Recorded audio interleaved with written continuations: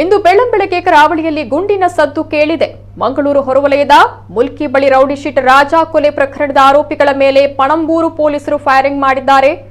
ಆರೋಪಿಗಳ ಮೇಲೆ ಸಿಸಿಬಿ ಪೊಲೀಸರು ಗುಂಡಿನ ದಾಳಿಯನ್ನು ನಡೆಸಿದ್ದಾರೆ. ಖಚಿತ ಮಾಹಿತಿ ಮೇರೆಗೆ ಆರೋಪಿಗಳ ಬಂಧನಕ್ಕೆ ತೆರಳಿದ್ದ ವೇಳೆ ಪೊಲೀಸರ ಮೇಲೆಯೇ ಆರೋಪಿಗಳು ಹಲ್ಲೆಗೆ ಮುಂದಾಗಿದ್ರು. ಹೀಗಾಗಿ CCB police inspector Mahesh Prasad ಆರೋಪಿಗಳ ಮೇಲೆ ಫೈರಿಂಗ್ ಮಾಡಿದ್ದಾರೆ. ಅರ್ಜುನ್ ಮೂಡುಶೆಡ್ಡೆ, ಮನೋಜ್ ಅಲಿಯಾಸ್ ಬಿಂದಾಸ್ ಮನೋಜ್ಗೆ ಗುಂಡೇಟು ತಗುಲಿದ್ದು ಇಬ್ಬರನ್ನ ಕೂಡ ಆಸ್ಪತ್ರೆಗೆ ದಾಖಲು ಮಾಡಲಾಗಿದೆ. 3 ಸುತ್ತು ಗಾಳಿಯಲ್ಲಿ ಗುಂಡು ಹಾರಿಸಿ ಬಳಿಕ 2 ಸುತ್ತು ಆರೋಪಿಗಳ ಮೇಲೆ ಫೈರಿಂಗ್ ಮಾಡಿ ಆರೋಪಿಗಳನ್ನ ಸದ್ಯ ವಶಪಡಿಸಿಕೊಳ್ಳಲಾಗಿದೆ. ಘಟನೆಯಲ್ಲಿ PSI Nagendra, ASI David, AHC Santosh Pujari ಎಂಬುವರು ಕೂಡ ಗಾಯಗೊಂಡಿದ್ದು ಆಸ್ಪತ್ರೆಗೆ ದಾಖಲಿಸಲಾಗಿದೆ. ಪೊಲೀಸ್ ವಾಹನಕ್ಕೂ ಹಾನಿ ಉಂಟಾಗಿದೆ. ಇನ್ನು ಘಟನೆ ನಡೆದಿರುವ ಸ್ಥಳಕ್ಕೆ ಮಂಗಳೂರು ನಗರ ಪೊಲೀಸ್ ಕಮಿಷನರ್ ಶಶಿಕುಮಾರ್ ಹಾಗೂ ಹಿರಿಯ ಅಧಿಕಾರಿಗಳು ಭೇಟಿ ನೀಡಿ ಪರಿಶೀಲನೆಯನ್ನು ನಡೆಸಿದ್ದಾರೆ.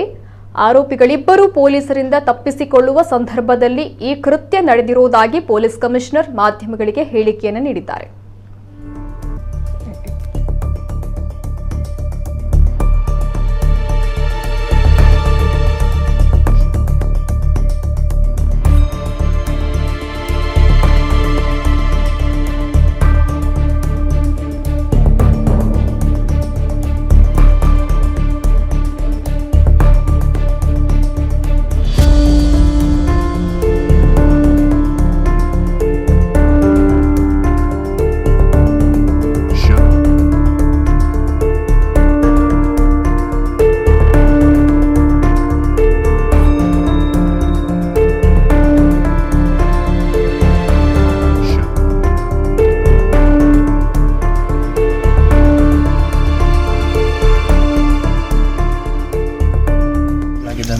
ಅರ್ಜುನ್ ಮತ್ತು ಮನೋಜ್ ಇವರಿಬ್ಬರು ಹೊರಗಡೆ ಎಲ್ಲ ಓಡಾಡಿಕೊಂಡು ಉಡುಪಿ, ಹಾಸನ, ಮೈಸೂರು, ಮುಡಿಪು ಎಲ್ಲ ಕಡೆ ಓಡಾಡಿಕೊಂಡು ಲಾಸ್ಟಿಗೆ ಇಲ್ಲಿ ಸ್ಥಳೀಯ ಮುಖಂಡರು ಕೆಲವರನ್ನ ಮಾಡ್ತಾರೆ.